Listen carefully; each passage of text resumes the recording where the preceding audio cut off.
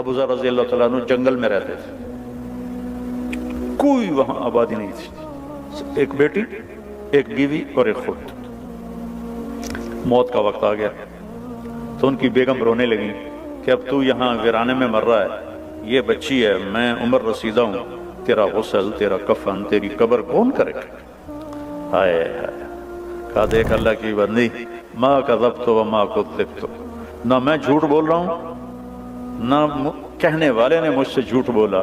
میں ایک مجلس میں تھا تو میرے نبی نے فرمایا کہ اس مجلس میں ایک شخص ایسا ہے جو اکیلا رہے گا، اکیلا مرے گا، قیامت کے دن اکیلا اٹھے گا اور اس کا جنازہ مسلمانوں کی جماعت پڑھے گی۔ تو وہ سارے لوگ مر گئے شہروں میں، ایک میں اکیلا ہوں اس جنگل میں، کوئی آئے اور کتھو آوے گا، نہ کوئی راہ نہ رند، ایک تو چلو راستہ ہوگا، راستہ بھی کوئی نہیں، کون آئے؟ حج بھی ختم ہو گیا ہے، حج کے لیے قافلے شارٹ کٹ وہاں سے لے لیتے تھے ربضہ سے۔ میں نے کہا مجھے یہ نہیں پتا، یہ ہوگا اللہ کی بندی کے کہنے والا سچا ہے۔ دوسرا یہ شاکلہ بنانے کی ضرورت ہے، دیکھو ایک میری نظر ہے جو وہ شیشے پر جا کے ختم ہو رہی ہے، ایک میرے نبی کی نظر ہے کہ آپ نماز پڑھ رہے ہیں، اللہ اکبر، چلنا شروع ہو،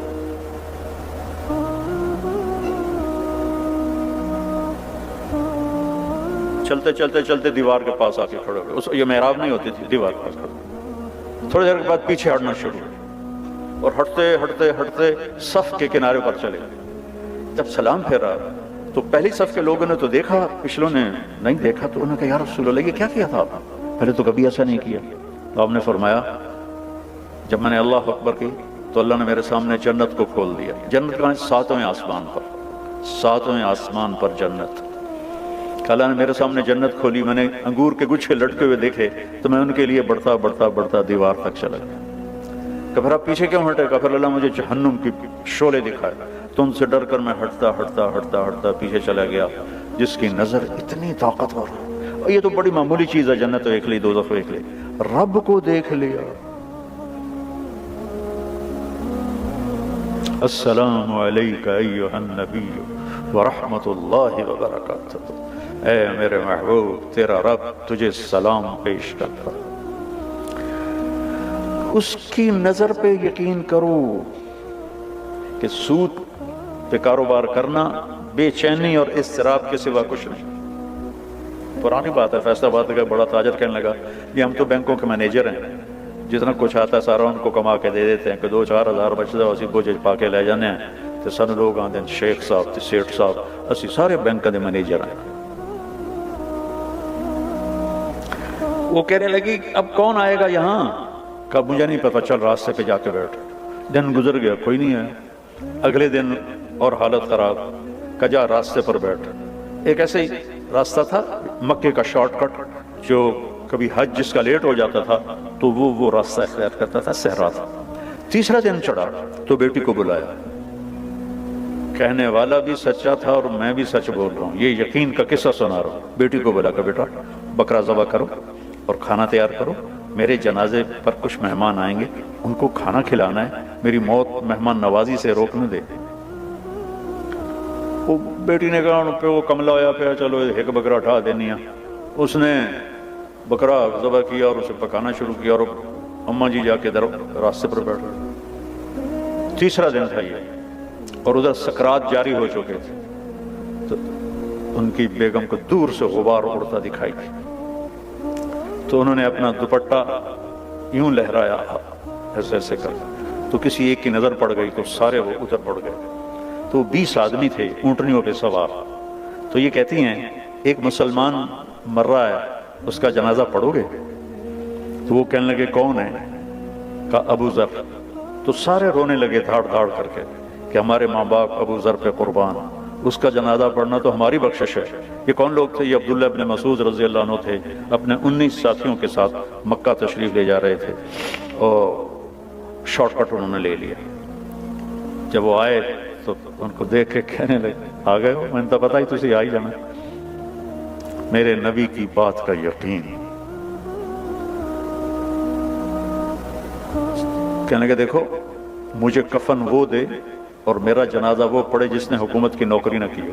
وہ تو خلافت راشدہ تھی، حضرت عثمان کی خلافت تھی، خلافت راشدہ کے وہ ازہد الصحابہ ہیں، سب سے بڑے زاہد صحابی ابو ذر غفاری۔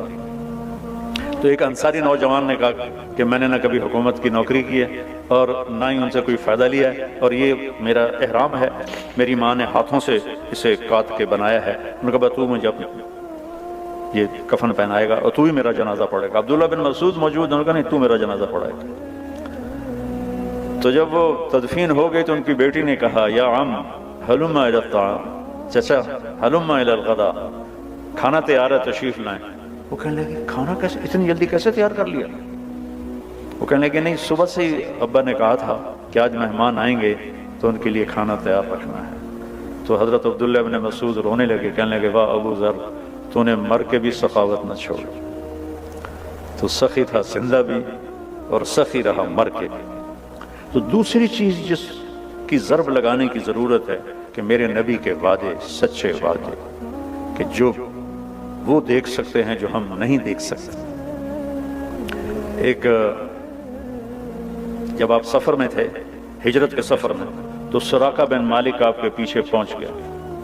تو بکر صدیق نے کہا یا رسول اللہ یہ تو جان لیتا ہے ہماری۔ تو آپ نے کہا اللہم اکفنا شرہ بما شئت، یا اللہ ہماری جان چھڑا اس سے۔ تو اس کا گھوڑا زمین میں دھنس گیا، کہنے لگا محمد میری توبہ، آئندہ نہیں کروں گا، میرے لیے دعا کر دو۔ آپ نے دعا کی، گھوڑا باہر نکلا، اس نے پھر گھوڑا بات تھا۔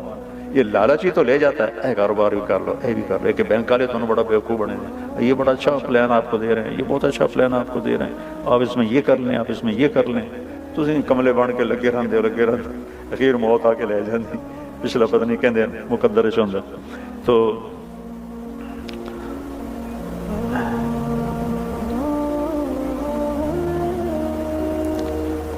کیا کہہ رہا تھا؟ اب سراقہ بن مالک ان کو لالچ ہوا، پھر پیچھے دوڑے، پھر گھوڑا دھنس گیا، پھر کہنے لگا میں میری منت ہے ہوں بس میری توبہ، میں کلمہ پڑھ لیا۔ تو آپ نے دعا کی، گھوڑا نکلا، آپ نے کہا سراقہ یار آج تو میری جان لینے کے پیچھے ہے، وہ کیا دن ہوگا جب سپر پاور، یہ تمہیں اپنے الفاظ کروں، جب سپر پاور ایران کے بادشاہ کے کنگن تجھے پہنائے جائیں گے، ایران کے بادشاہ کے کنگن تجھے پہنائے جائیں گے۔ یہ کب کہہ رہے ہیں؟ جب مکے والوں کے خوف سے مکہ چھوڑا ہے اور مدینے جا رہے ہیں، اور چھپ کے جا رہے ہیں، راستہ بدل کے جا رہے ہیں، اور دنیا کی سب سے بڑی پاور کے بارے میں کہہ رہے ہیں کہ تجھے کنگن پہنائے جائیں گے۔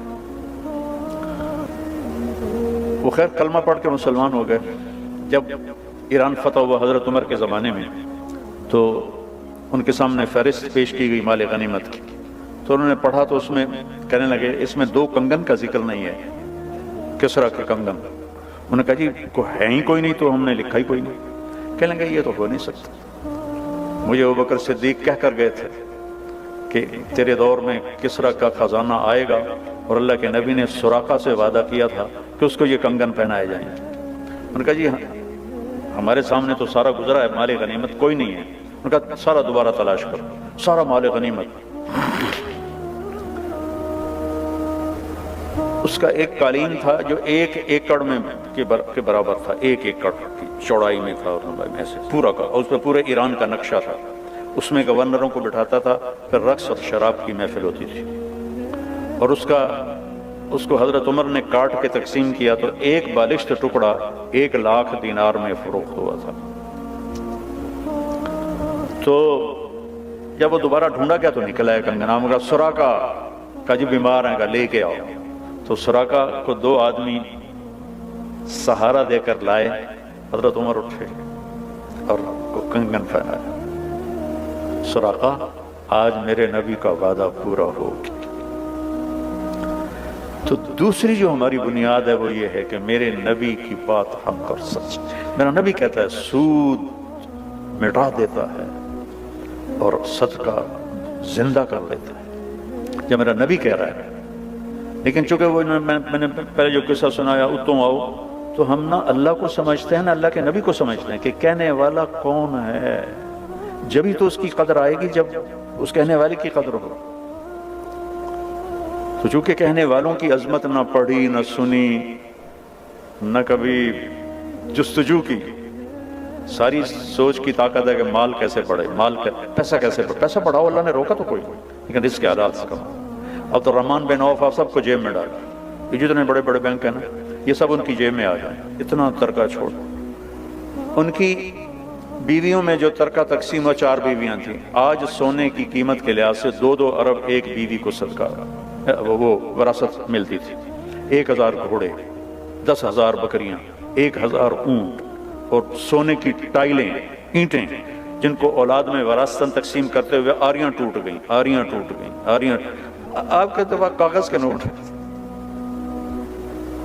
ان کو ہم نے نقدی سمجھا ہوا ہے، ان کو مال سمجھا ہوا ہے، کاغذ کے نوٹوں کو. یہ یہودیوں نے ہمیں کتنا بیوقوف بنایا. سانو کاغذ بھی لے کے کارڈ دے دیتے ہیں، لو بھائی کارڈ پھیری جاؤ تو کاغذ بھی سانو واپس کرتے. ہم تو بیوقوف بنے ہوئے ان کے پیچھے چل رہے ہیں. ہم خود تراشتے ہیں منازل کے سنگ میل، ہم وہ نہیں ہیں جن کو زمانہ بنا گیا. ہماری تو اپنی راہیں تھیں، اپنے راستے تھے. جو لوٹ آئیں تو کچھ کہنا نہیں، جنہیں راستوں میں خبر ہوئی کہ یہ راستہ کوئی اور تھا. ہم تو کسی اور راستے کی طرف نکل گئے، کسی اور راہوں پر چل پڑے. تو میرے نبی کی بات کا یقین. ایک صحابی آیا، یا رسول اللہ میرے بھائی کا پیٹ خراب ہے، اس کا ہلا عسل شہد پلا. شہد پلایا، پھر یا رسول اللہ اور زیادہ ڈائریا لگ گیا. آپ نے کہا شہد پلا. پھر شہد پلایا، پھر یا رسول اللہ اور زیادہ ہو گیا.